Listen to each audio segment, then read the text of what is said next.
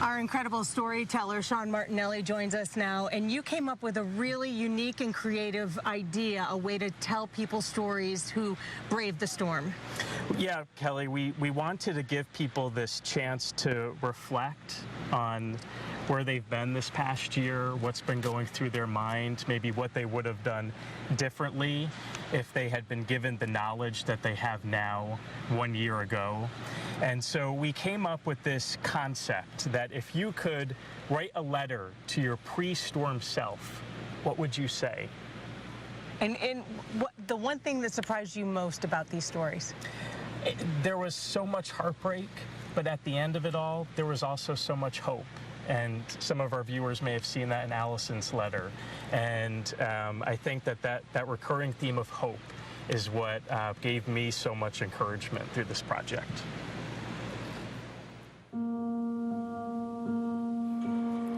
Dear Natalie. Dear Dana. Dear Allison. As I sit down to write this letter, I cannot help but reflect on the incredible journey we've been on since the hurricane struck.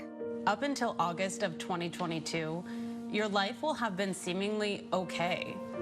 Your world will stop when your dad dies unexpectedly on August 20th. And before you have a chance to try to start your new normal, one of the biggest storms of your career is stirring the Caribbean. You have mixed emotions September 27th, the day before Hurricane Ian hits.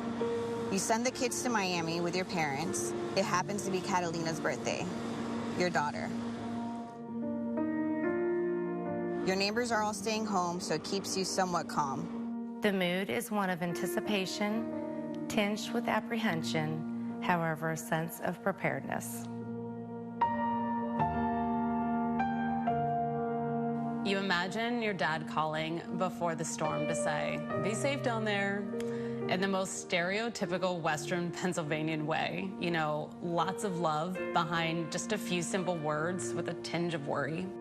The next day, you're watching the news, and apparently this storm has shifted, and it'll be landing in Fort Myers Beach. Your heart sinks, and you become nervous, because you honestly don't know what to expect. Natalie, you're going to go through the most terrifying experience of your life.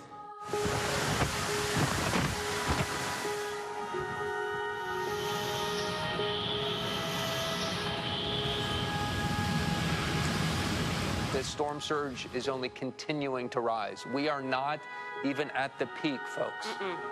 The day the hurricane hit was unlike any other we had experienced. The mood shifted dramatically as the storm made landfall. Deep breaths, limit your caffeine, stop nervously twisting your hair, and just inform. Calm, clear, factual. You're going to have to get out of your house at this point and just try and hold on for dear life. You leave a home in the middle of a Category 5 hurricane, alone, to the front door neighbor's house. You had to, because the water was already waist high in your home. All I can say is God will be with you. You'll be very nervous and scared while the water begins to rise in your neighbor's house. Just looking at your dream home going underwater will break your heart. But the hardest part of the whole situation is when you feel like you and your husband are going to eventually drown. Just pray. Your husband's gonna keep you calm, but just keep praying. You were horrified as you watched complete destruction floating down your road. Is that the church? A deafening roar as the roof peeled away, and loud gunshot sounds as the windows busted out. But when the water level stopped rising at 9 feet, your fears quickly turned to your parents, riding out the storm in their one-story house, knowing they were in water well above their heads.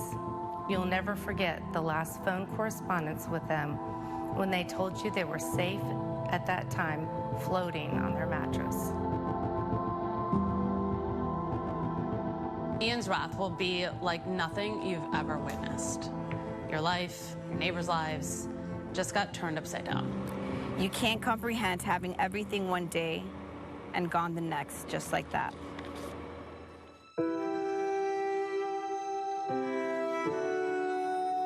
This has an Armageddon type feel to it, folks. and this was, in fact, the perfect storm. As soon as the storm ends and the sun begins to rise, you quickly start on your mile trek to find your parents.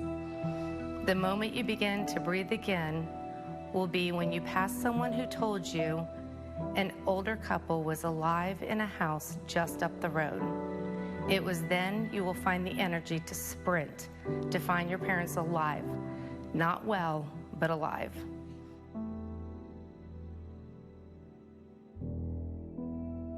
While your father has always been your hero, you will discover through this experience that he is stronger than you could ever imagine, beating all the odds of survival of him and your mother. Your friends will swarm to help you and your husband to clean up. You feel loved and everything's gonna be okay. And it will be okay, but not for a while. There will be a time, and it's a lonely time, when your friends go back to work. Southwest Florida's not in the national news cycle anymore. People are watching football games, and you don't even know where your TV swam off to. For the next 10 months, you won't recognize yourself. You don't return calls to your friends. You don't sing in the car on your way to work. In fact, you struggle every day to show up to work on time and somewhat showered. Overwhelmed is an understatement. You'll smile and laugh that you always wanted a new kitchen anyway. It's okay to tell people that silly lie while you figure out how to be a contractor.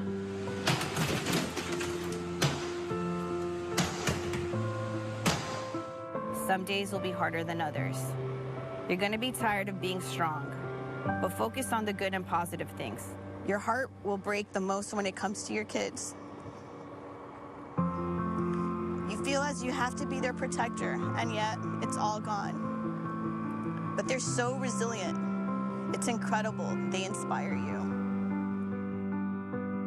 Through the trials and tribulations, it will become abundantly clear to you that the essence of life lies in relationships we nurture, the moments we share, and the love we give and receive. You'll develop new friendships, build closer ones with your neighbors. You'll find out how selfless your neighbor Craig is. You cannot do it alone, and you won't do it alone. You will have a house again, and it will be beautiful. You will sing in the car again, that same song of the week on repeat, and you will watch football again.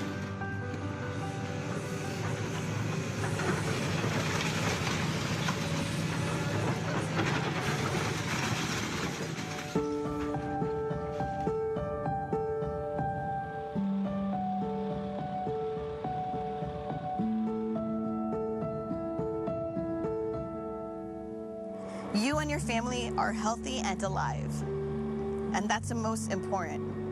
Everything else will come with time.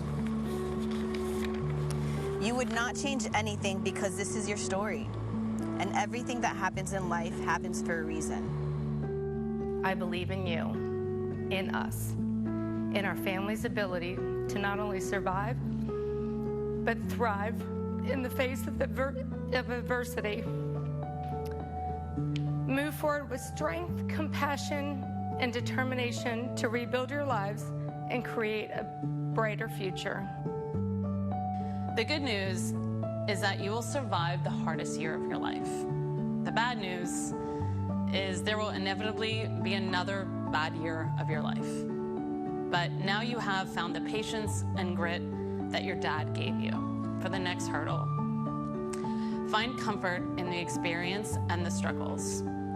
A life that does not feel all the emotions that life has to offer is one that has not lived.